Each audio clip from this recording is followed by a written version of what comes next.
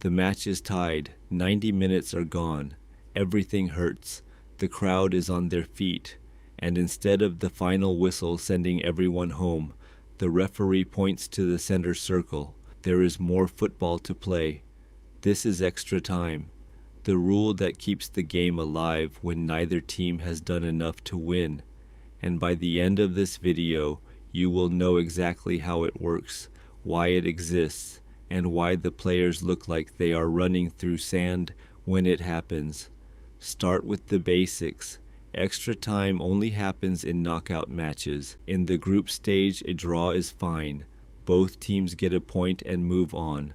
But in the knockout rounds, someone has to go home. There is no sharing. There is no splitting the difference. One team advances, the other is eliminated. So when the 90 minutes are up and the score is still level, the game does not end. Instead, both teams get a 5-minute break. Players sit on the pitch or on the bench. Managers shout instructions. Physios spray things on people's legs. And then everyone goes again. Extra time is 30 minutes long. It is split into 2 halves of 15 minutes each. At the end of the first 15, the teams switch ends, just like the start of the second half. There is a very short break between the 2 halves, barely a minute, and then the second 15 begins. If a team scores during extra time, the goal counts. But the match does not end.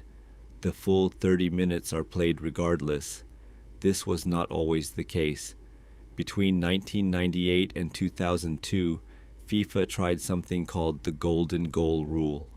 The idea was simple: score in extra time, and the match ends immediately. Win on the spot. In theory, it sounded exciting. In practice, both teams became so terrified of conceding that they stopped attacking entirely. The golden goal was supposed to create more drama. It created more caution.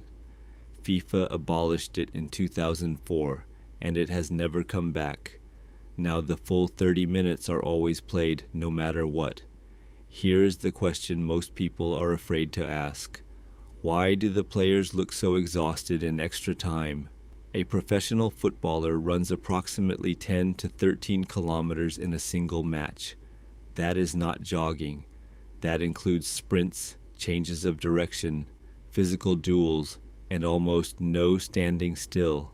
By the time 90 minutes are up, their muscles have used up most of their stored energy, a fuel called glycogen, and the body starts to shut down the most explosive systems first. Research shows that in extra time, high-intensity running drops by around 10% compared to the first 90 minutes. Sprint speeds fall. Passing accuracy drops by around 5%. Duels won drop by 11%. The players are not being dramatic. Their bodies are genuinely running out of fuel. Teams are allowed 1 extra substitution when a match goes to extra time.